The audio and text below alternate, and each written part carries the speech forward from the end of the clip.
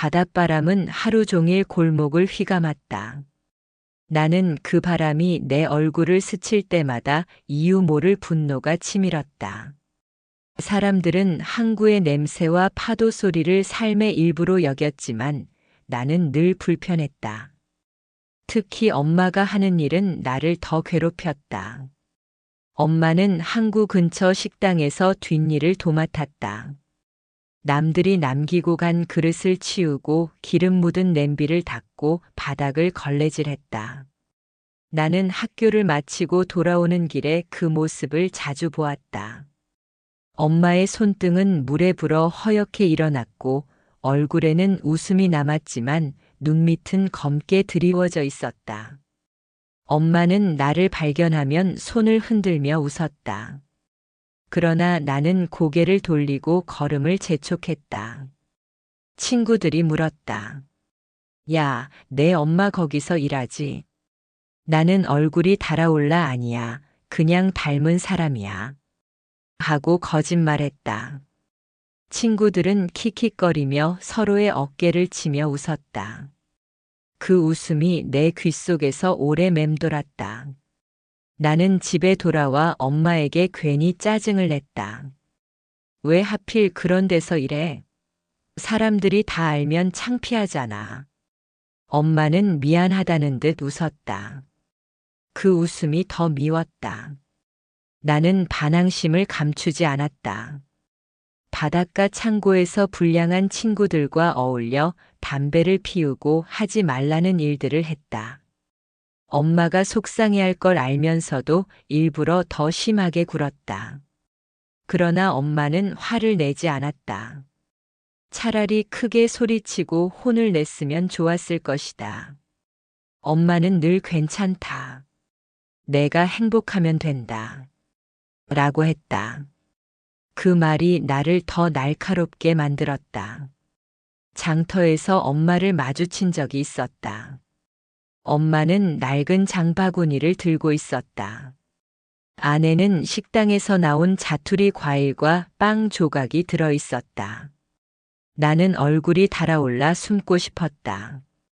친구들이 저거 내 엄마 맞지? 하며 킥킥거렸다. 나는 아니라고 소리쳤다. 집에 돌아와 방문을 쾅 닫았다. 엄마는 문 앞에서 조심스레 말했다.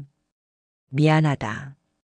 오늘은 내가 좋아하는 국 끓였어. 나는 대답하지 않았다. 그날 밤 나는 이불 속에서 울었다. 눈물이 난 이유는 부끄러움인지 죄책감인지 알 수 없었다. 엄마가 잘못한 것은 없었다. 그러나 내 마음은 늘 복잡했다. 학교에서도 나는 점점 거칠어졌다. 수업 시간에 딴짓을 하고 선생님의 주위에 대꾸했다. 성적은 곤두박질 쳤고 친구들과도 다투었다. 집에 돌아오면 엄마는 변함없이 말했다. 괜찮다. 건강하면 된다. 그 말은 따뜻했지만 내 귀에는 잔소리보다 무거웠다. 나는 속으로 외쳤다. 왜 나한테만 이런 엄마가 있는 거야? 왜 남들처럼 평범한 부모를 두지 못했을까? 그 생각이 가슴에 가시처럼 박혔다. 항구의 짠내마저 싫어졌다. 그 냄새가 내가 벗어나지 못하는 현실을 상징하는 것 같았다. 담임 선생님이 부모 면담을 요청했다. 나는 오지 말라고 말했다. 엄마는 결국 나타났다. 낡은 바람막이를 걸치고 세제 냄새가 스민 손을 비볐다. 친구들의 시선이 따가웠다. 면담이 끝난 뒤 나는 화를 참지 못했다. 왜 그런 차림으로 와? 내가 창피한 거 몰라? 엄마는 잠시 멈추어 서더니 말했다. 미안하다. 그래도 선생님이 부르셔서. 나는 소리쳤다. 항상 미안하다, 미안하다. 그 말 좀 그만해. 엄마는 대꾸하지 않았다. 바람이 불어 머리카락이 흩날렸다. 그 얼굴에는 여전히 미소가 남아 있었다. 나는 고개를 돌렸다.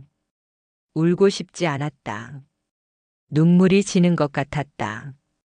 발걸음을 재촉했고 엄마는 뒤에서 묵묵히 따라왔다. 그 발자국 소리가 이상하게 크게 울렸다. 그날 이후 나는 엄마와 더 멀어졌다. 그러나 마음 한구석에는 알 수 없는 두려움이 생겼다. 왜인지 모르게 그날 엄마의 얼굴이 머릿속을 떠나지 않았다. 밤마다 파도 소리와 함께 그 미소가 겹쳐졌다. 나는 그 미소를 지우려 눈을 감았지만 눈을 감을수록 더 선명했다. 나는 스스로를 달래려 거울 앞에 서 보았다. 거울 속 얼굴은 아직 어린데 눈빛만은 날카롭게 굳어 있었다. 내가 왜 이렇게 화가 나 있는지 스스로도 설명할 수 없었다. 엄마의 삶이 곧 나의 굴레처럼 느껴졌다. 그 굴레를 벗어나려 몸부림칠수록 더 단단히 조여오는 기분이었다. 친구들과 웃으며 떠드는 순간에도 마음 한쪽에서는 늘 그림자가 드리웠다. 그 그림자는 엄마의 웃음이었다. 웃고 있는 얼굴인데 이상하게도 그 웃음은 슬퍼 보였다. 나는 그 얼굴을 떠올릴 때마다 괜히 더 큰 소리를 내며 친구들과 장난을 쳤다. 마치 그렇게 해야만 그 그림자를 지워낼 수 있을 것 같았다. 하지만 집에 돌아오면 결국 또 마주하게 되는 건 부엌 불빛 아래 앉아 있는 엄마였다. 엄마는 늘 작은 그릇에 음식을 덜어 내 앞에 놓아주었다. 나는 먹지 않겠다며 젓가락을 밀쳐 놓았고 엄마는 알겠다고 말하며 조용히 치웠다. 그 순간마다 내 가슴 어딘가가 비어가는 것을 느꼈다. 엄마는 나를 혼내지 않았다. 그래서 더 두려웠다. 그 침묵 속에 무언가 감춰져 있는 것 같았다.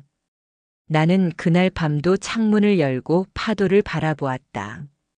거센 바람이 불어왔지만 엄마 방에서는 작은 기침 소리가 들려왔다. 나는 그 소리를 들으며 눈을 질끈 감았다. 아무 일도 없는 척 내일도 그냥 지나가기를 바랐다. 그러나 속으로는 알 수 없는 예감이 조금씩 자라나고 있었다. 아직 그게 무엇인지 몰랐지만 분명 오래 가지는 않을 거라는 불길한 기운이었다. 나는 책상에 앉아 공책을 펼쳐 놓았지만 한 글자도 적을 수가 없었다.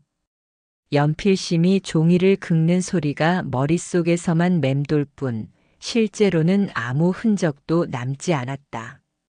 창문 너머로는 등대 불빛이 멀리서 깜빡이고 있었다. 그 불빛은 마치 나를 향해 신호를 보내는 것 같았다. 하지만 나는 외면했다. 그 신호를 받아들인다면 내 마음속 어둠과 마주해야 할 것 같았기 때문이다. 결국 나는 공책을 덮고 누웠다. 눈을 감아도 엄마의 미소가 어둠 속에서 떠올랐다. 그 미소는 따뜻했지만 어쩐지 오래 버티지 못할 것 같은 불안이 함께 배어 있었다. 바다는 여전히 같은 소리를 내고 있었지만 내 마음은 전과 달랐다. 나는 집에 있기 싫어 부두 끝을 배회했다. 낡은 창고에 모여 담배를 피우고 버려진 상자를 발로 차며 웃었다. 나는 그 속에서 함께 웃었지만 속으로는 불안했다. 어딘가 잘못된 길을 걷고 있다는 것을 알면서도 멈추지 못했다. 엄마의 기침 소리가 귀에 남아 있었지만 그 기억을 밀어내듯 더 큰 소리로 떠들었다. 그날도 창고 안은 축축했다. 낡은 전구가 깜빡였고 벽에는 바닷바람에 불어난 곰팡이가 번져 있었다. 누군가 불쏘시개라며 종이에 불을 붙였다. 나는 순간 놀랐지만 겉으로는 태연한 척했다. 그러나 천장에 매달린 비닐 조각이 타들어가자 불길은 빠르게 번졌다. 연기가 창고 안을 채웠다. 기침이 터져 나왔고 눈이 따끔거렸다. 친구들은 비명을 지르며 달아났다. 나는 바닥에 걸려 넘어졌다. 뜨거운 연기와 재가 얼굴을 덮쳤다. 시야가 흐려졌다. 그 순간 어렴풋이 엄마의 얼굴이 떠올랐다. 나를 바라보며 늘 웃던 얼굴이었다. 나는 몸을 일으키려 했지만 다리가 말을 듣지 않았다. 그때 누군가 나를 붙잡아 창문 쪽으로 끌어냈다. 하지만 이미 눈이 뜨겁게 타오르는 듯 아팠다. 세상이 빛을 잃어갔다. 병원 침대에서 눈을 떴을 때 모든 것이 하얗게 번져 있었다.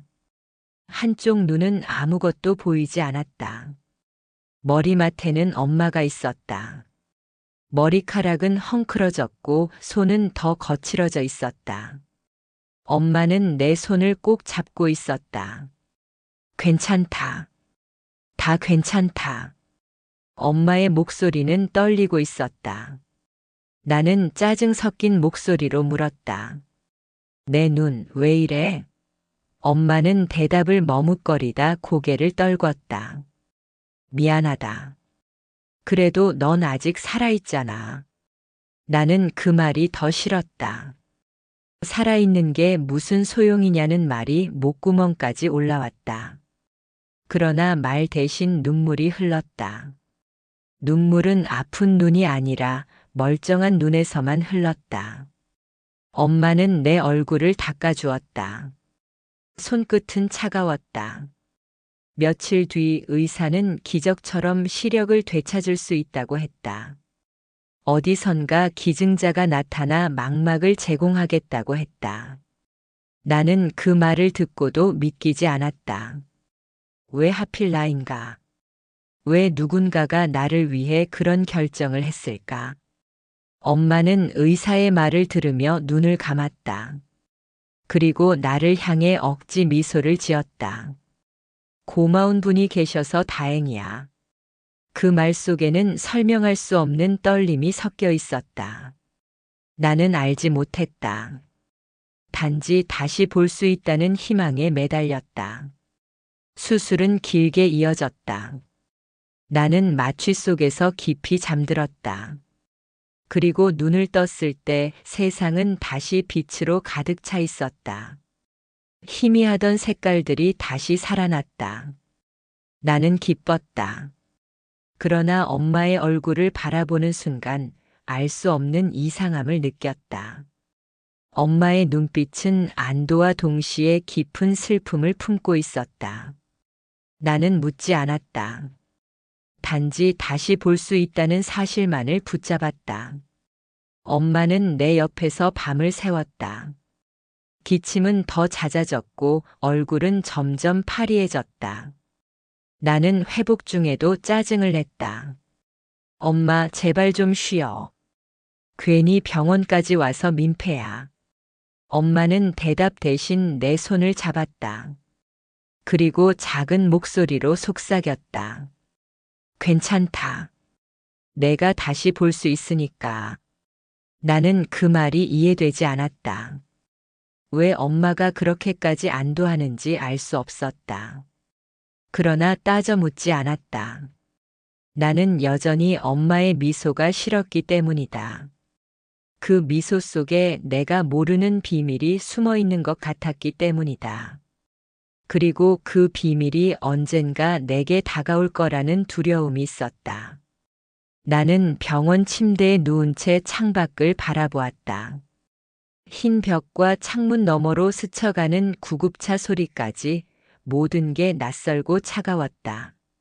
한쪽 눈이 보이지 않는다는 사실이 도저히 믿기지 않았다. 나는 여전히 17살짜리 소년인데 왜 이런 벌을 받아야 하는지 억울했다. 친구들은 도망쳤고 나만 바보처럼 불길에 휘말려 여기 누워 있었다. 엄마가 옆에 있었지만 나는 그 존재마저 원망스러웠다. 괜히 나 찾아오지 마. 다 너 때문이잖아. 나는 목소리를 높이며 엄마에게 쏘아붙였다. 말이 끝나자마자 가슴이 철렁했지만 입술을 깨물고 더 차갑게 굴었다. 엄마는 놀란 얼굴로 나를 바라보다가 이내 고개를 떨구었다. 미안하다. 그래도 넌 아직 살아있잖아. 그게 어디야? 그 대답이 더 날 화나게 했다. 나는 고개를 돌려 천장을 노려보았다. 소년이라면 강해야 한다고, 눈물을 보이면 안 된다고 스스로를 다그쳤다. 그러나 눈가는 뜨겁게 젖어갔다. 한쪽 눈에서 흐른 눈물은 베개 위에 작은 얼룩을 남겼다. 엄마는 수건으로 조심스레 그 자국을 닦았다. 손끝이 거칠었지만 그 거친 감촉이 오히려 가슴을 더 찌르는 듯 했다. 며칠이 지나 수술 소식이 들려왔다. 망막 기증자가 나타났습니다. 시력을 되찾을 수도 있습니다. 의사의 말에 나는 숨을 죽였다. 소년의 나이로 다시 세상을 본다는 건 다시 뛰고 달리고 웃을 수 있다는 의미였다. 나는 가슴이 뛰었지만 동시에 이유 모를 두려움이 스며들었다. 엄마는 의사 앞에서 계속 고개를 끄덕이며 웃었다.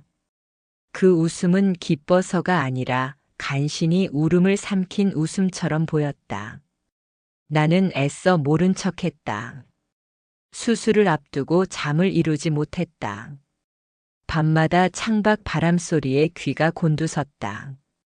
내 또래 소년들은 지금쯤 운동장에서 공을 차거나 오락실에서 웃고 있을 것이다. 그런데 나는 병원 침대 위에서 한쪽 눈을 감싸고 누워 있었다. 나는 왜 이렇게 됐을까? 그 질문은 다시 엄마로 향했다. 엄마가 다른 집처럼 평범한 부모였다면 나도 이런 꼴이 되지 않았을 거라 생각했다. 그러나 동시에 알 수 없는 미묘한 감정이 엄마를 향해 일렁였다. 엄마는 내 침대 옆에 작은 도시락을 가져다 두었다. 따뜻한 밥 냄새가 퍼졌지만 나는 일부러 등을 돌렸다. 소년이면 힘내야지. 엄마는 내 어깨를 두드리며 그렇게 말했다. 나는 그 말이 못 견디게 싫었다. 소년이라서 남자라서 강해야 한다는 말이 부담처럼 다가왔다. 하지만 그 순간 엄마 눈가의 주름과 거칠어진 손등을 보며 입술이 떨렸다. 나는 괜히 소리를 높였다. 됐어. 그런 말 하지 마. 엄마는 대꾸하지 않았다. 다만 내 손등 위에 자기 손을 올려놓고 오래도록 움직이지 않았다. 그 무게가 너무 따뜻해서 나는 끝내 눈을 감았다. 수술이 끝난 뒤 눈을 떴을 때 세상은 전혀 다른 얼굴을 하고 있었다.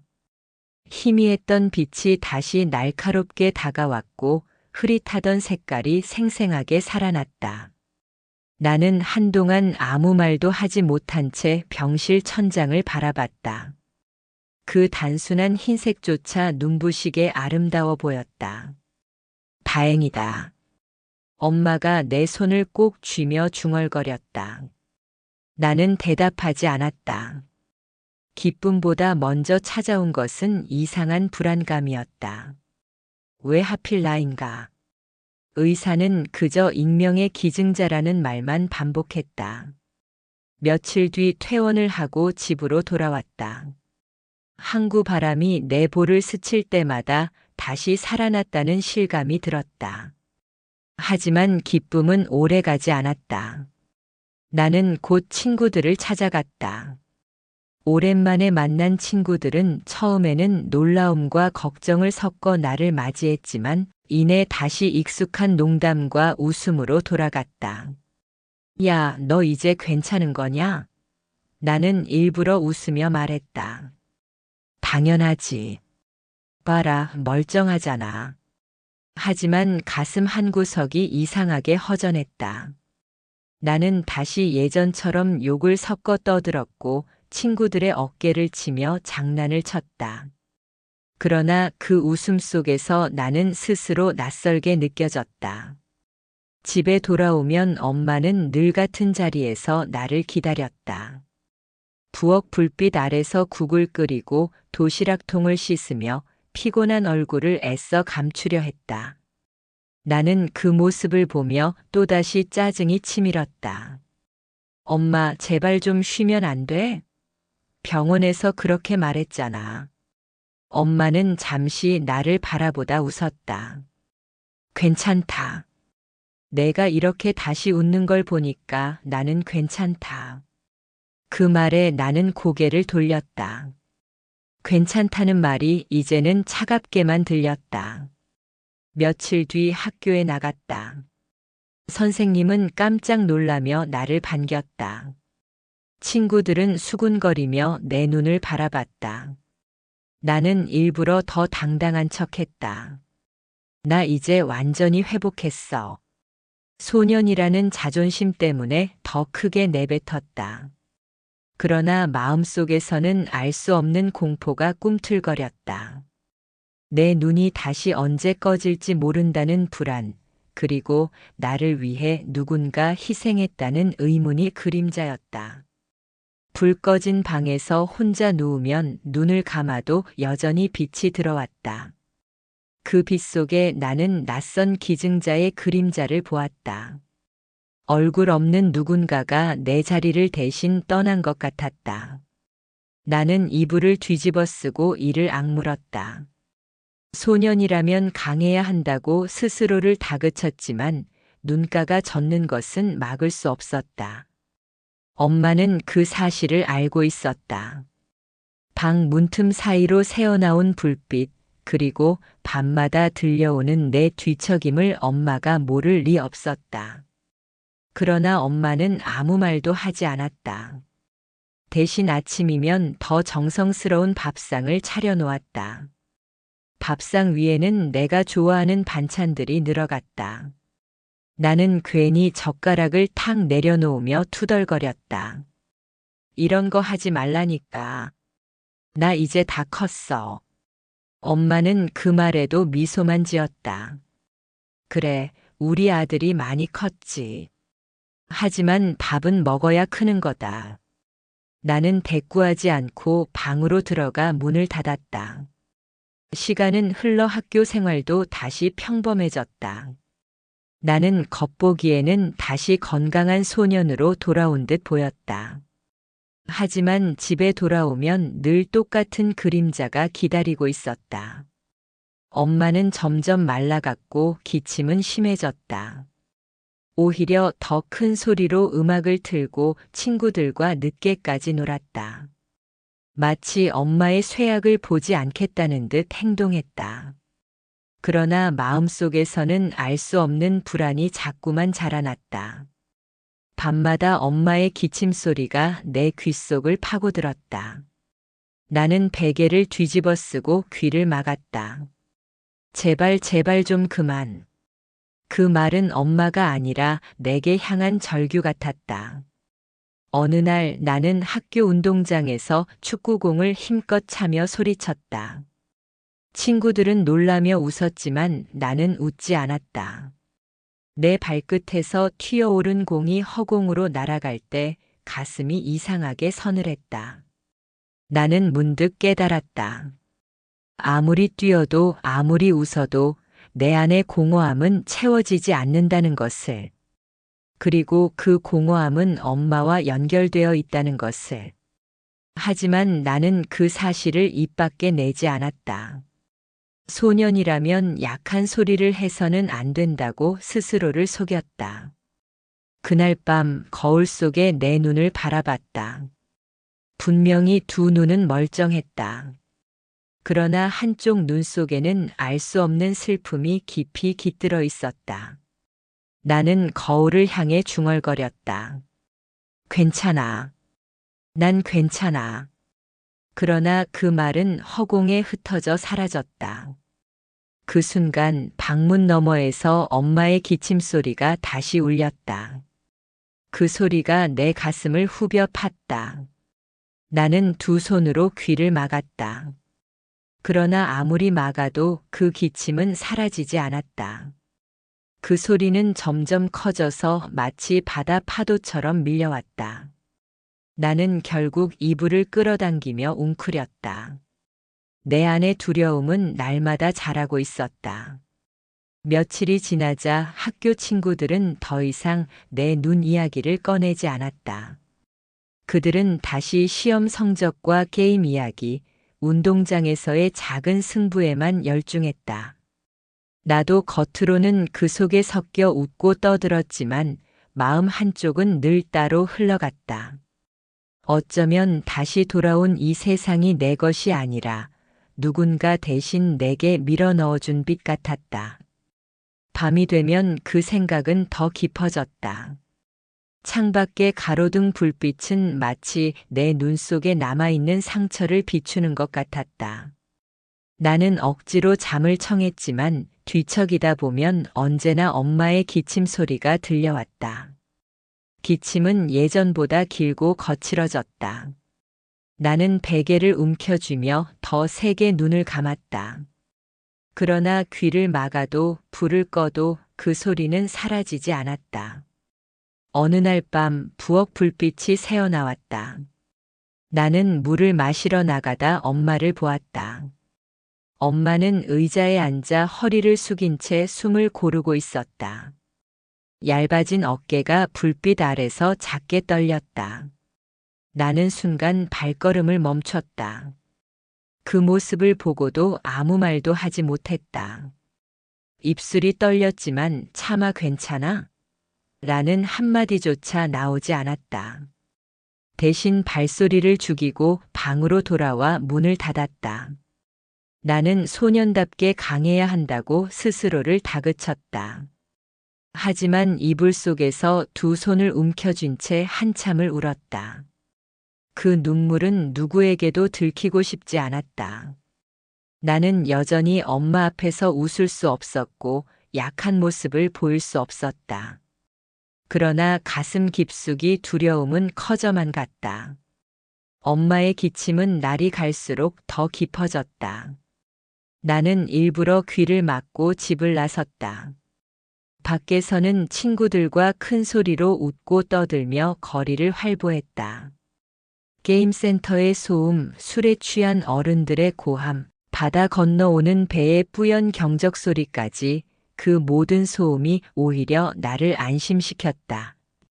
집에 있으면 들려오는 기침과 냄비 끓는 소리가 내 귓가를 괴롭혔기 때문이다. 나는 스스로 강하다고 믿으려 했다. 소년이라면 약한 내색을 해서는 안 된다고 다짐하며 더 거칠게 행동했다.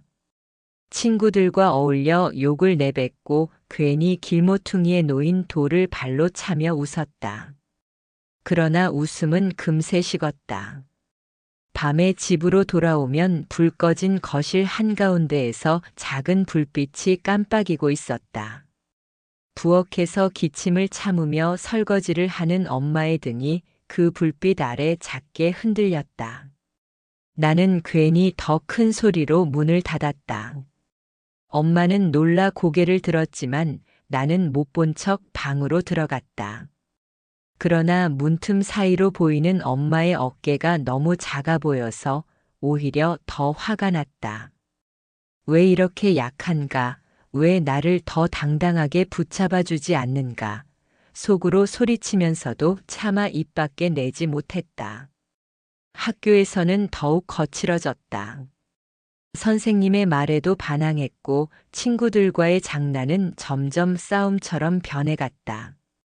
나는 괜히 주먹을 휘둘렀고 친구들은 놀란 눈으로 나를 바라봤다. 야, 왜 그래? 그 물음에 나는 헛웃음을 터뜨리며 대꾸했다. 몰라, 그냥 열받아서. 사실 이유는 엄마 때문이었다. 집에만 가면 마주하는 기침소리, 점점 말라가는 얼굴, 그리고 그럼에도 불구하고 지어 보이는 웃음이 나를 미치게 했다. 엄마의 웃음은 언제나 나를 흔들었고 나는 흔들리는 게 싫어서 더 거칠게 굴었다. 그러나 혼자가 되면 마음은 곧 무너졌다. 책상 위에 놓인 교과서를 펼쳐도 글자가 눈에 들어오지 않았다. 눈은 멀쩡히 보였지만 마음은 전혀 따라주지 않았다. 한쪽 눈을 잃었던 기억이 여전히 생생했고 그 눈을 되찾기 위해 누군가 희생했다는 사실이 내 목을 조여왔다.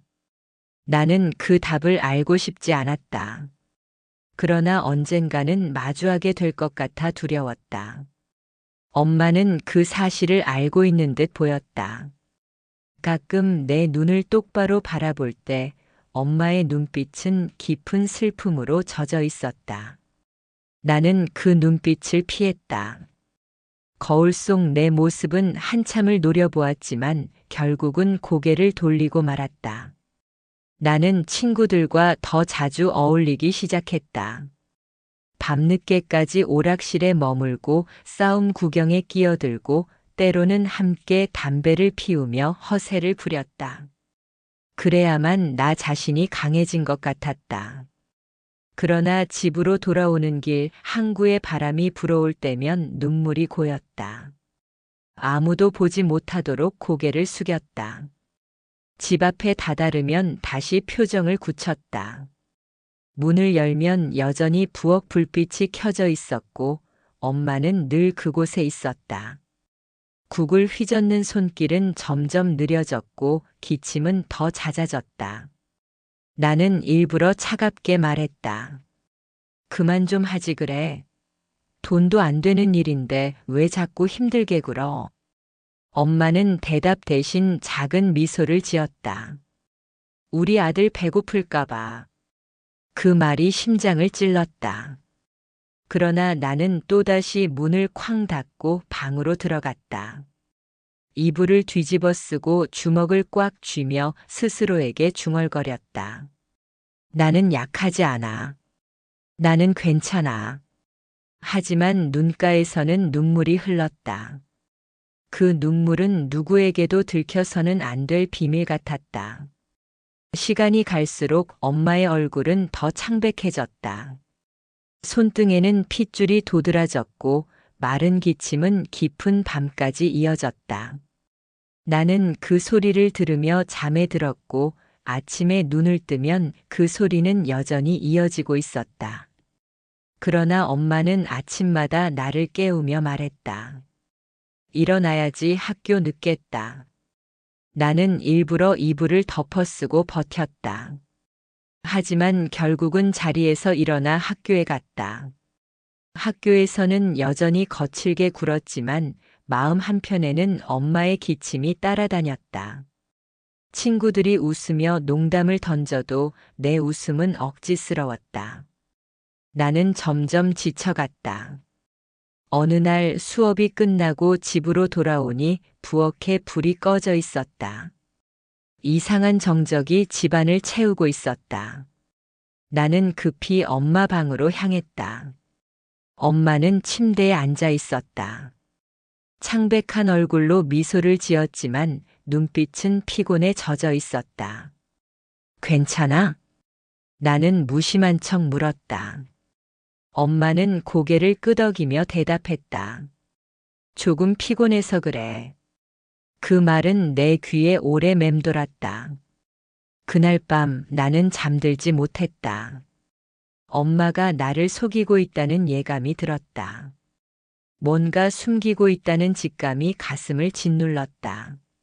나는 이불 속에서 중얼거렸다. 엄마, 도대체 왜? 그러나 끝까지 그 말을 다 내뱉지 못했다. 소년이라는 자존심이 내 입술을 막았다. 대신 다시 귀를 막았다. 그러나 엄마의 기침 소리는 귀를 뚫고 들어왔다. 그 소리는 점점 더 크게, 더 절박하게 다가왔다. 나는 알 수 있었다. 이 길 끝에는 반드시 어떤 진실이 기다리고 있다는 것을. 그러나 나는 아직 준비가 되어 있지 않았다. 그 진실을 마주할 용기가 없었다. 그래서 더 거칠어졌고, 더 소리쳤고, 더 많은 웃음을 가장했다. 하지만 마음속에서는 매일같이 균열이 커져갔다. 그리고 그 균열 속에서 엄마의 그림자가 점점 더 짙어졌다. 그날 이후 나는 엄마의 방 앞을 자주 서성였다. 문틈 사이로 새어나오는 희미한 불빛 기침을 참으려다 터져나오는 짧은 신음이 내 발목을 붙잡았다. 그러나 나는 끝내 문을 열지 못했다. 손잡이를 잡고도 마치 뜨거운 불에 데인 것처럼 움찔하며 물러섰다. 내 안에서 두 목소리가 싸우고 있었다. 들어가서 엄마를 안아라. 그리고 또 다른 목소리, 아니야, 넌 강해야 해. 흔들리면 안 돼. 나는 결국 후자의 목소리를 따랐다. 방으로 돌아와 이불 속에 웅크린 채 스스로를 다그쳤다. 소년이라면 버텨야 해. 울면 안 돼. 그러나 눈가가 뜨겁게 젖어갔고 베개는 매일 축축하게 젖어갔다. 항구 바람은 여전히 짠내를 안고 불어왔지만 이제는 그 바람마저도 서늘하게 느껴졌다. 나는 알 수 있었다. 엄마는 점점 멀어지고 있었다. 그리고 그 거리를 메울 방법을 나는 아직 배우지 못했다. 아침 햇살이 커튼 틈으로 스며들었다. 나는 눈을 비비며 몸을 일으켰다. 평소 같으면 부엌에서 국 끓는 냄새가 퍼졌을 텐데 오늘은 아무 냄새도 나지 않았다. 집안은 이상하리만큼 고요했고 그 고요가 나를 불안하게 했다. 나는 천천히 엄마 방으로 향했다. 문은 반쯤 열려 있었고 안에서는 낮은 숨소리가 새어나왔다. 엄마는 침대에 앉아 있었다. 얼굴은 창백했고 어깨는 작게 떨리고 있었다. 엄마, 괜찮아?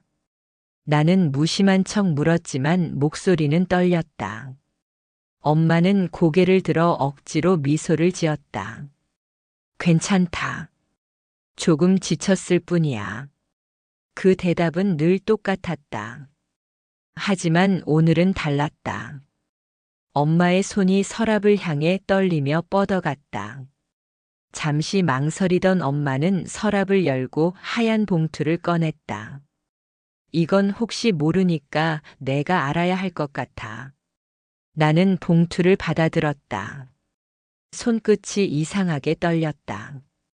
봉투 속에는 편지 한 장이 있었다. 글씨는 또박또박 정성스럽게 적혀 있었다. 내 아들에게. 엄마가 많이 미안하다. 내가 잃은 눈을 되찾을 수 있도록 엄마는 조금 일찍 떠나기로 했다. 의사 선생님이 말하길 내 몸 상태로는 오래 버티기 힘들 거라 하더구나. 그래서 마지막으로 할 수 있는 선택을 했다. 너에게 시력을 돌려주고 싶었다. 그게 엄마가 너를 위해 할 수 있는 마지막 선물이니까. 나는 편지를 쥔 채 얼어붙었다. 숨이 막혀왔고 가슴이 쿵쿵 울렸다. 머릿속에서는 수술실 불빛과 엄마의 웃음이 겹쳐졌다. 그때 내가 물었던 질문이 떠올랐다. 기증자가 누구야? 엄마는 웃으며 말했었다. 고마운 분이 계셔서 다행이야. 그 고마운 분이 바로 엄마였다. 말도 안 돼. 나는 고개를 저으며 중얼거렸다. 그러나 엄마의 눈빛은 조용히 사실을 인정하고 있었다. 그 눈빛 속에는 이미 오래 준비해온 결심이 담겨 있었다. 엄마는 괜찮아. 내가 다시 볼 수 있으니까. 그 말은 내 심장을 찔렀다. 나는 자리에서 일어나 방 안을 서성였다. 눈물이 치밀어 올랐다. 소년이라면 울면 안 된다고 다짐했지만 두 눈에서는 눈물이 흘러내렸다. 왜 나한테 말 안 했어? 내 목소리는 울음과 뒤섞여 떨렸다. 엄마는 조용히 대답했다. 말하면 내가 더 힘들어했을 테니까. 엄마는 그냥 내가 세상을 다시 볼 수 있으면 됐어. 나는 그 미소가 너무 싫었다. 그러나 동시에 너무 아팠다. 그 미소는 모든 걸 내어주고도 미안해하는 얼굴이었다. 나는 침대 옆에 무릎을 꿇고 엄마의 손을 잡았다. 손은 차갑고 가벼웠다. 엄마, 제발 다시는 이런 말 하지 마. 난 눈 없어도 괜찮았어. 그러나 그 말은 거짓이었다. 나는 눈을 되찾은 순간 기뻐했고 자유를 느꼈다. 그 사실이 더 큰 죄책감이 되어 나를 짓눌렀다. 엄마는 내 손을 쓰다듬으며 속삭였다. 괜찮아. 엄마는 내가 살아있다는 것만으로 충분해. 나는 그 말에 더 크게 울었다. 이제는 더 이상 숨길 수 없었다. 내 울음소리는 방 안을 가득 메웠다. 소년이라서 강해야 한다는 말은 아무 의미가 없었다. 밤이 깊어지자 나는 혼자 방으로 돌아왔다. 그러나 잠들 수 없었다. 편지를 다시 펼쳤다. 글씨는 또렷했지만 눈물이 번져 흐려졌다. 나는 창문을 열었다. 항구의 바람이 밀려 들어왔다. 짠내가 코끝을 스쳤다. 바람 속에서 엄마의 기침 소리가 들려오는 듯 했다. 나는 이불을 끌어안고 웅크렸다. 엄마, 미안해, 정말 미안해. 내 목소리는 공허한 방 안에 흩어졌다. 그 미안함은 닿지 않았다. 그러나 마음속에서는 또 다른 목소리가 고개를 들었다. 너는 기뻐했잖아. 다시 볼 수 있다고 좋아했잖아. 엄마가 어떤 대가를 치렀는지도 모른 채. 그 목소리에 가슴이 무너졌다. 나는 베개를 껴안고 고개를 세차게 흔들었다. 아니야, 난 몰랐다고. 그 순간 방문이 살짝 열리며 엄마가 모습을 드러냈다. 나는 황급히 눈물을 닦았지만 엄마는 이미 다 보고 있었다. 엄마는 내 곁에 다가와 조용히 말했다. 너 많이 힘들지? 하지만 울어도 괜찮아. 소년이라도 괜찮아. 나는 참던 울음을 터뜨리며 엄마의 품에 안겼다. 엄마의 품은 예전보다 훨씬 가볍고 연약했지만 그 안에서 나는 오래 버틴 벽이 무너져 내리는 것을 느꼈다. 나는 흐느끼며 속삭였다. 엄마, 내가 더 잘할게. 이제는 엄마를 지킬게. 엄마는 대답 대신 내 머리를 쓰다듬었다. 그 손길이 너무 약해져 있었지만 나에게는 세상에서 가장 무거운 약속처럼 다가왔다. 그날 밤 나는 처음으로 엄마의 기침 소리를 귀 막지 않고 들었다. 기침은 거칠고 길게 이어졌지만 이상하게도 두렵지 않았다. 나는 그 소리를 기억 속 깊이 새겼다. 언젠가 멈출 날이 올지도 모른다는 걸 알았기에 더 놓치고 싶지 않았다. 나는 그 소리에 귀를 막지 않았다. 처음으로 그 소리를 온몸으로 들었다. 그리고 마음 깊숙이 새겼다. 이 소리가 멈추는 순간 내 삶도 달라질 것이라는 것을. 아침부터 유난히 바다가 가까이 들려왔다. 나는 창문을 열지 않았는데도 파도가 집안을 흔드는 듯 했다. 엄마의 방 앞에서 발을 멈추자 묵직한 침묵이 귓속으로 스며들었다. 문 손잡이는 차갑고 가벼웠다. 나는 한 번, 두 번 심호흡을 하고서야 문을 열었다. 엄마는 베개를 높여 앉아 창밖을 보고 있었다. 햇살이 이불 끝에 닿아 느리게 번졌고 미세한 먼지들이 반짝이며 떠다녔다. 엄마는 내가 들어온 줄 알면서도 바로 고개를 돌리지 않았다. 잠시 후 마치 오래 기다린 사람을 맞이하듯 조용히 미소를 지었다. 일찍 일어났구나 라는 말이 방 안을 가볍게 흔들었다. 나는 고개를 끄덕이며 말했다. 오늘은 제가 아침 만들게요. 손에 잡히는 대로 냄비를 꺼내고 계란을 풀며 최대한 평소처럼 행동했다. 국물이 끓어오를 때마다 마음이 덜컹였고 젓가락 끝은 내내 떨렸다. 식탁에 그릇을 올려놓고 엄마를 부축해 자리에 앉혔다. 엄마는 숟가락을 들어보았지만 금방 놓았다. 조금만 먹을래? 라고 말하는 입술은 말라 있었다. 나는 억지로 웃으며 국을 떠밀었다. 먹어야 힘이 나요. 라는 말이 내 입에서 나왔지만 정작 힘이 빠진 건 나였다. 밥 한 숟가락이 목에 걸려 내려가지 않았다. 엄마는 내 얼굴을 보고 나지막이 말했다. 넌 충분히 잘하고 있어. 그 말이 칭찬처럼 들리지 않았다. 마지막 인사처럼 들렸다. 나는 황급히 시선을 접시에 붙들어 매며 밥을 삼켰다. 오후에는 마당에 나가고 싶다고 했다.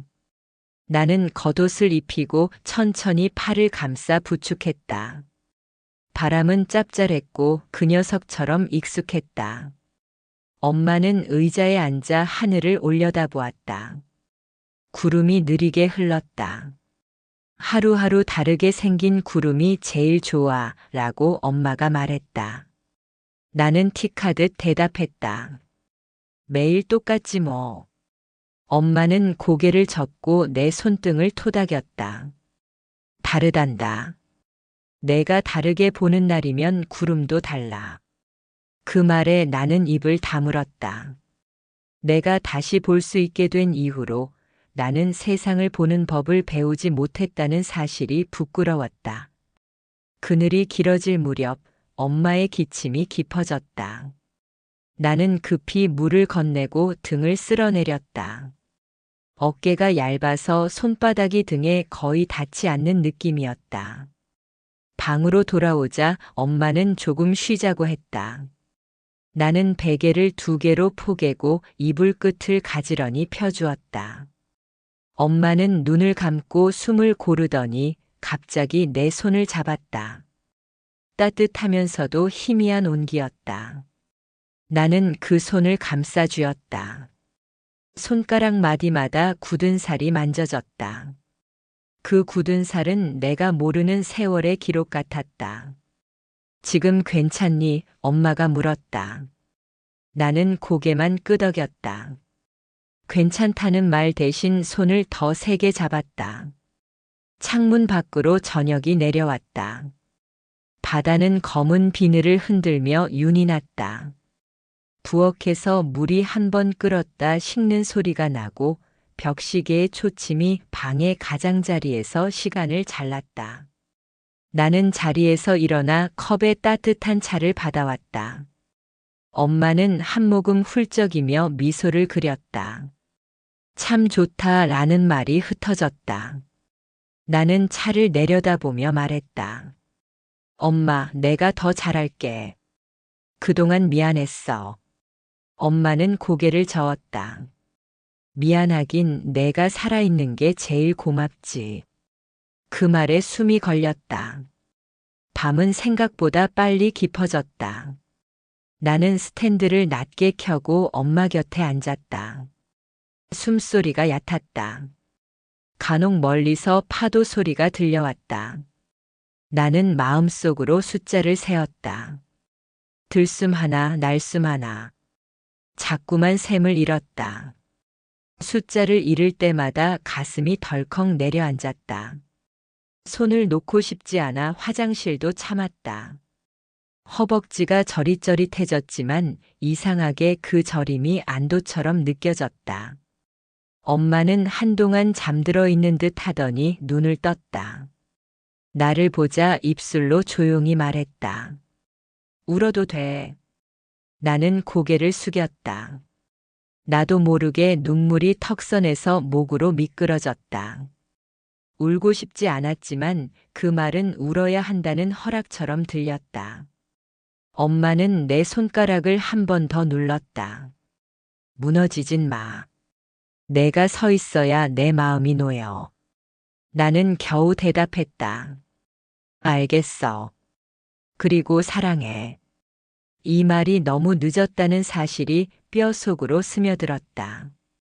엄마는 미소를 지으며 나도라고 낮게 속삭였다. 단어가 공기 속에서 작은 불씨처럼 반짝였다. 그때 창문이 살짝 흔들리며 바람이 커튼을 부풀렸다. 커튼 끝이 이불 가장자리에 스쳤고 그 부드러운 소리가 끝인사처럼 들렸다. 엄마의 손에서 힘이 아주 조금 빠져나갔다. 나는 놀라 손바닥으로 온기를 더 붙들려고 했다. 더 말해줘 라고 마음속에서 고함쳤지만 입술은 붙어 있었다.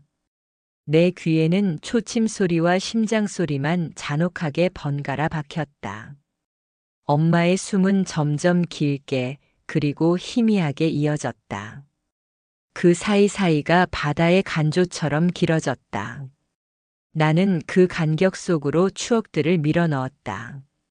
젖은 우비, 시장의 소음, 식당 뒤편의 세제 냄새, 저녁마다 내 도시락을 씻던 손등, 그리고 늘 미안하다던 목소리.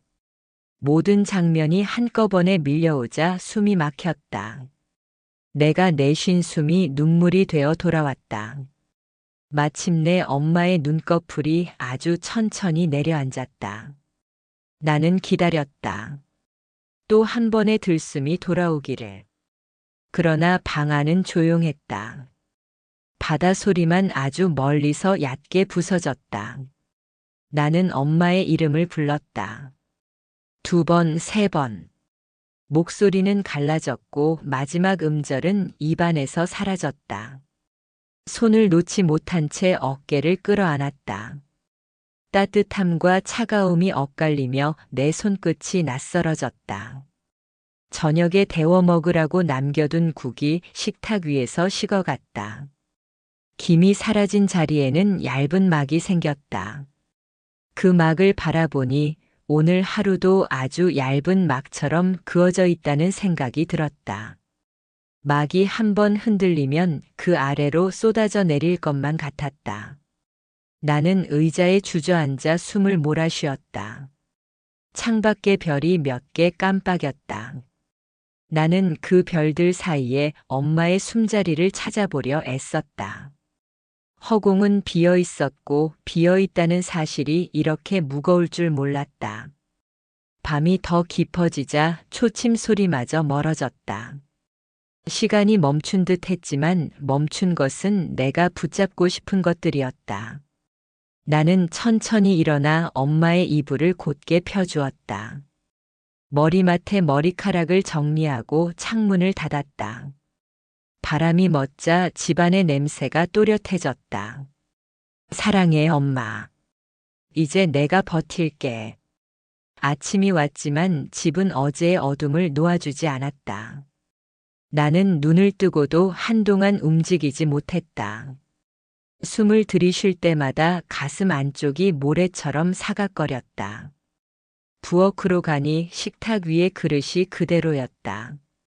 국 위의 얇은 막은 밤새 더 두꺼워져 있었다. 나는 그릇을 치우고 물을 틀었다. 단조로운 물소리만으로도 눈물이 차올랐지만 울지 않으려고 이를 깨물었다. 오늘은 장례식장을 알아보러 가야 했다. 휴대전화를 켰다 껐다 하다 결국 번호를 눌렀다. 차분한 목소리가 절차를 설명했고 나는 준비물을 메모지에 적었다. 사진, 흰 꽃, 검은 정장, 연락처. 글씨는 줄 밖으로 삐져나갔다. 펜을 내려놓자 손이 떨렸다. 거실 끝에서 작은 그림자가 흔들렸다. 엄마가 늘 걸어두던 스웨터였다. 나는 그것을 꺼내 품에 안았다. 세제와 햇빛 냄새가 뒤섞인 향이 났다. 스웨터를 걸치고 신발을 신었다. 바깥 공기는 차갑지 않았다. 항구로 가는 길, 물기가 발자국마다 번들거렸다. 나는 부두 끝으로 걸어가 난간에 팔꿈치를 올렸다. 배들은 낮은 숨을 쉬듯 흔들렸고 물결은 천천히 부서졌다. 예전에는 이 소리를 듣고 싶지 않았다. 이제는 그 소리가 내가 살아있다는 증거처럼 느껴졌다. 바람이 얼굴을 스쳤다. 나는 주머니에서 편지를 꺼냈다. 울지 말라는 말, 무너지지 말라는 말, 결국 살아라라는 한 문장으로 모였다. 종이를 접어 가슴 주머니에 넣었다. 돌아오는 길에 문구점에서 새 메모장을 샀다. 해야 할 일을 적고 하나씩 지우기로 했다. 현관 앞에는 작은 상자가 놓여 있었다. 동네 식당 주인이 보낸 죽과 손편지였다. 엄마 덕에 버텼다는 문장과 조문때 연락하라는 번호가 적혀 있었다. 나는 고맙다는 말을 차마 쓰지 못했다. 대신 죽을 데워 한 숟가락 삼켰다. 그 뜨거움에 비로소 오늘 처음 숨을 고를 수 있었다. 저녁 무렵 친구에게서 메시지가 왔다. 학교에 출석할 거냐고 물었다. 나는 모르겠다고 답했다. 화면을 뒤집어 놓으니 빈집은 더 크게 들렸다. 텔레비전을 켰다가 곧 껐다. 아무 소리도 듣고 싶지 않았다. 불을 끄고 창문을 조금 열자 바다의 소음이 스며들었다. 엄마가 좋아하던 소리였다. 나는 오늘 단 한 번도 엄마를 과거형으로 부르지 않았다는 걸 깨달았다. 그 사실만으로도 무너졌고 동시에 겨우 숨을 쉬었다. 잠을 청하려 누웠지만 눈꺼풀 안쪽이 더 밝았다. 베개 아래에서 봉투 하나가 손에 잡혔다. 어젯밤 정리하다가 놓친 것이었다. 겉면에는 아들에게 두 번째라고 적혀 있었다. 안에는 짧은 편지와 낡은 열쇠 하나가 들어 있었다. 편지에는 이렇게 적혀 있었다. 부두 끝 작은 창고, 내가 어릴 때 숨바꼭질 하던 곳 열쇠다. 혼자 견디기 힘든 날이면 열어보렴. 나는 열쇠를 쥔 채 한참 앉아 있었다. 금속의 차가움이 손바닥에서 천천히 데워졌다. 지금 나가야 할지 내일 가야 할지 갈팡질팡했다. 시계를 보니 자정이 막 넘어 있었다. 결국 침대맡에 열쇠를 두고 불을 껐다. 눈을 감자 엄마의 목소리가 들렸다. 울어도 되지만 걸어야 한다. 나는 조용히 대답했다. 응, 내일 걸을게. 아침은 짧은 잠 끝에 찾아왔다. 꿈속에서 엄마는 등을 돌린 채 설거지를 하고 있었다. 물방울이 얼굴에 튀었는데 눈물이었다. 세수를 하고 스웨터 안주머니에 열쇠를 넣었다. 신발끈을 2번 묶고 현관 앞에서 잠시 섰다. 문을 닫는 소리가 낯설게 울렸다. 항구에 도착하니 안개가 얇게 깔려 있었다. 창고는 낡고 작았다. 열쇠를 돌리자 작은 소리와 함께 문이 열렸다. 안에는 작은 상자가 있었다.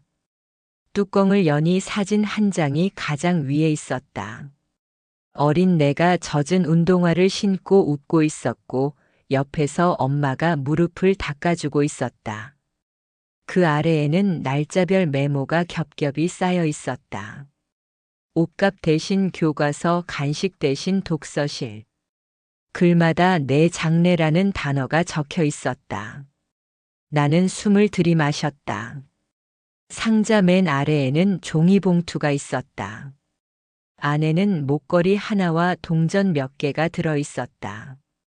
펜던트에는 희미하게 다시 볼 날을 믿는다라는 문장이 새겨져 있었다. 그리고 모서리에 끼워진 쪽지에는 한 문장이 있었다.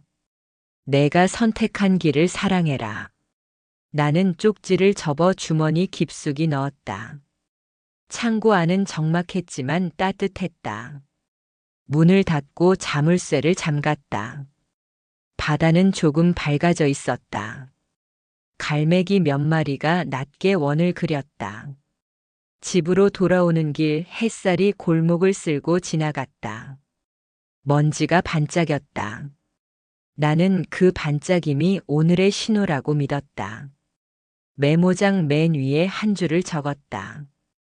살아남는 것이 아니라 살아가는 법을 배우기.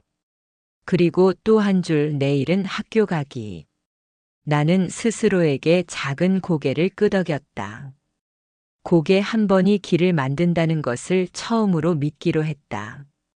집 문을 열자 공기가 달라 보였다. 여전히 비어 있었지만 텅 빈 것만은 아니었다. 나는 엄마의 사진을 창가에 세우고 옆에 작은 꽃을 두었다. 목에 걸린 펜던트가 가볍게 흔들렸다. 그리고 한동안 그 자리에 앉아 내일을 그려보았다. 교실에서 친구들이 무슨 표정을 지을지, 선생님이 어떤 말을 건넬지 떠올렸다. 아직 두렵고 낯설었지만 나는 언젠가 다시 웃을 수 있으리라 믿고 싶었다.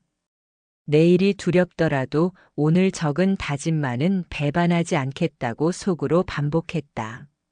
나는 창밖의 바다를 향해 낮은 목소리로 말했다. 엄마, 오늘 나는 걸었어. 내일은 더 멀리 걸어볼게. 그러니 지켜봐줘. 아침은 여전히 바다 냄새를 데리고 들어왔다. 나는 침대 끝에 앉아 오래 숨을 골랐다. 오늘만은 어제와 달라야 한다고 마음속에서 다짐이 조용히 되살아났다. 책상 위 메모장에는 밤마다 적은 문장들이 줄지어 있었다. 살아남는 것이 아니라 살아가는 법을 배우기. 그 아래 내일은 학교 가기. 나는 손끝으로 글자를 더듬고 고개를 끄덕였다. 두 줄의 문장만으로도 하루를 버틸 수 있다는 사실이 조금은 믿어졌다. 부엌으로 가서 창가에 세운 엄마의 사진을 닦았다. 사진 속 미소는 여전했지만 나는 그 미소를 붙잡으려 애쓰지 않았다. 대신 그 미소가 내 등을 살짝 밀어준다고 믿기로 했다. 나는 스웨터를 곧게 걸고 꽃병에 물을 갈아 창가에 두었다. 집은 여전히 비어 있었지만 비어 있는 것이 전부는 아니었다. 문을 열고 골목으로 나가자 이웃이 조용히 고개를 숙였다. 누군가는 손에 따뜻한 빵을 쥐어주었고 누군가는 힘내라는 입모양만 만들었다. 말들이 내 몸을 스쳐 지나가며 이상한 체온을 남겼다. 학교에 가까워질수록 발걸음은 느려졌지만 멈추지는 않았다. 교문을 지나 복도에 들어서자 소음이 한꺼번에 밀려왔다가 순식간에 가라앉았다. 야, 왔냐? 친구가 어깨를 가볍게 쳤다. 나는 짧게 웃고 고개를 끄덕였다. 우리가 나눌 말은 많았지만 지금은 그 한마디면 충분했다. 첫 교시 종이 울리자 교실의 공기가 정돈되었다. 선생님은 출석부를 덮고 나를 보며 잠시 고개를 숙였다. 잘 돌아왔다. 그 말이 칠판보다 크게 보였다. 나는 자리에서 일어나 또박또박 내라고 대답했다. 교과서의 글자는 여전히 울렁이는 물결 같았지만 나는 눈을 더 크게 뜨고 한 줄 한 줄을 따라갔다. 쉬는 시간에 창가로 걸어가 하늘을 보았다. 구름은 느리게 이동했고 나는 그 속도에 맞추어 호흡했다. 예전에 나는 늘 도망치듯 고개를 돌렸다. 이제는 눈을 떼지 않았다. 점심때 공이 내 앞에 굴러왔다. 나는 망설임 없이 발등을 댔다. 공이 허공을 가르는 동안 귀 안쪽에서 묵직한 침묵이 바람으로 바뀌었다. 친구들이 달려와 손바닥을 마주쳤다. 그 짧은 접촉이 오래 남았다. 하굣길에 항구로 들렀다. 물결은 흔들리되 부서지지 않는 법을 알고 있었다. 나는 주머니에서 쪽지를 꺼냈다. 내가 선택한 길을 사랑해라.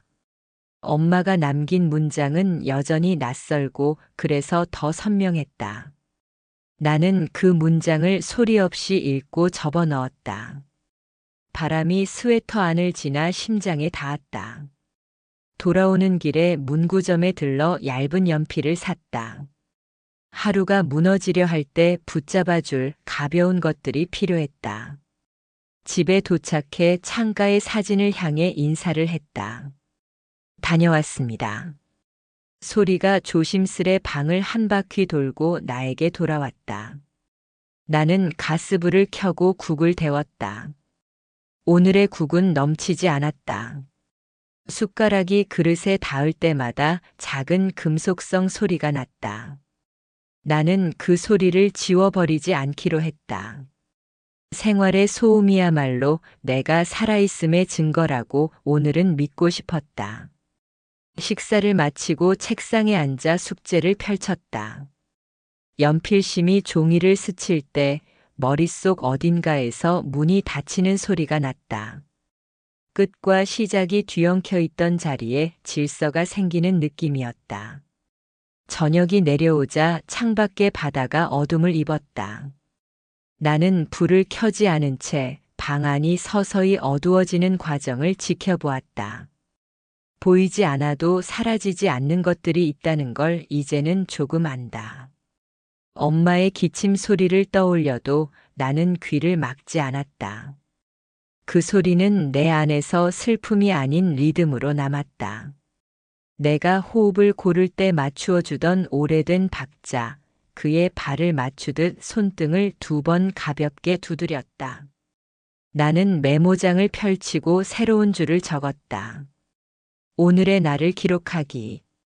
그리고 그 아래에 감사 1가지, 사과 1가지, 다짐 1가지. 첫 칸에는 나를 기다려준 사람들에게 고맙다를, 2번째 칸에는 엄마에게 늦게 배운 사랑을 더 늦게 깨달아 미안하다를 적었다. 마지막 칸에는 도망치지 않기라고 썼다. 3문장을 다 적고 나니 손끝에 떨림이 잦아들었다. 나는 창문을 반쯤 열었다. 밤 공기가 들어와 방의 열을 식혔다. 멀리서 배의 경적이 짧게 울렸다. 나는 눈을 감고 내일의 나를 그려보았다. 수업 시간에 손을 한번 들어보기. 체육 시간에 한 걸음 더 뛰어보기. 점심 시간에 친구의 이야기를 먼저 묻기. 계획은 사소했지만 사소함이야말로 무너지기 쉬운 나를 지탱할 벽돌 같았다. 방 한켠에 놓아둔 상자를 열어 목걸이를 꺼냈다. 펜던트에 새겨진 다시 볼 날을 믿는다라는 글자를 엄지로 한번 문질렀다. 나는 그것을 목에 걸고 거울 앞에 섰다. 거울 속 눈빛은 여전히 흔들렸으나 흔들림이 전부는 아니었다. 흔들리는 동안에도 앞으로 나아갈 수 있다는 것을 오늘 하루가 증명하고 있었다. 이불을 펴고 눕기 전 나는 사진 앞에 작은 종이를 더 세워두었다. 엄마, 나는 멈추지 않겠습니다. 글자를 쓰는 동안 이상하게도 미소가 입가에 걸렸다. 슬픔과 고마움이 같은 무게로 균형을 이루는 순간이었다. 불을 끄자 어둠이 조용히 자리를 잡았다. 나는 2 손을 가슴 위에 포겠다. 심장이 또박또박 울렸다. 나는 그 소리를 엄마의 대답이라 생각하기로 했다. 내일도 걸을게. 나는 속삭였다. 바다는 창문 너머에서 여전히 같은 속도로 숨을 쉬고 있을 것이다. 그러나 그 호흡을 따라가는 내 걸음은 어제와 다를 것이다. 비록 돌아갈 수 없는 것들이 많아도 나는 앞으로 갈 수 있다. 나는 오늘을 기록했고 내일을 예고했다. 그리고 그 사이 사랑을 남겼다. 내 안에서 여전히 불완전하게 울리는 그 이름에게 천천히 그러나 분명하게 말했다. 엄마 잘 자. 이제 내가 나를 돌볼게. 당신이 믿은 길을 내가 사랑으로 걸어볼게. 창밖에 별 하나가 늦게 떠올랐다. 너무 작아서 손을 뻗으면 사라질 것 같았지만 나는 손을 뻗지 않았다. 대신 조용히 눈을 감고 그 빛을 마음속으로 끌어당겼다. 내일의 나에게 건네줄 가장 작은 등불로 이 밤의 끝에 놓아두기 위해서였다. 그리고 아주 천천히 숨을 들이마셨다. 나는 살아있었다. 그리고 살아가기로 했다. 그 사실을 잊지 않겠다. 오늘의 사연은 여기까지입니다. 여러분이라면 이런 상황에서 어떻게 하시겠나요? 댓글로 의견을 남겨주세요. 오늘 영상이 마음에 드셨다면 구독 버튼 한번 눌러주시고요. 좋아요와 알림 설정도 부탁드립니다. 앞으로도 편안한 이야기로 찾아뵙겠습니다. 감사합니다.